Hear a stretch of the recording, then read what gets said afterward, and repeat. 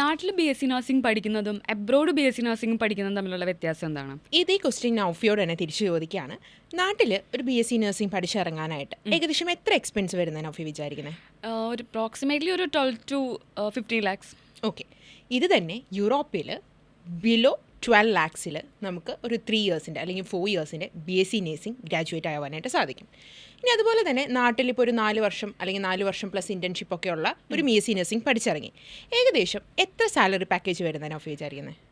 എൻ്റെ അറിവിൽ ഒരു 20 to 25K ഒക്കെ കിട്ടുമായിരിക്കും. ഓക്കെ, ഒരു മിനിമം റേഞ്ചിൽ അത്യാവശ്യം കുഴപ്പമില്ലാതെ ഒരു 20 to 25K എന്ന് പറയാം. Yes. ഇത് തന്നെ എബ്രോഡിൽ, അതായത് യൂറോപ്പ് പോലെ ഒരു കൺട്രിയിൽ 3 yearsൻ്റെ അല്ലെങ്കിൽ 4 yearsൻ്റെ ബാച്ചിലേഴ്സ് കഴിഞ്ഞ് ഇറങ്ങുന്ന സ്റ്റുഡൻറ്റിന് minimum salary package in dollars ആണെങ്കിൽ $2,800, ഇൻ യൂറോസ് ആണെങ്കിൽ 2,500 യൂറോസിലാണ് കിട്ടുന്നത്. അതായത് INR കൺവേർട്ട് ചെയ്യുമ്പോൾ മിനിമം 2.5 ലക്ഷം സാലറിയിലാണ് അവർ സ്റ്റാർട്ടിംഗ് സ്റ്റേജിൽ ജോലിക്ക് കയറുന്നത്.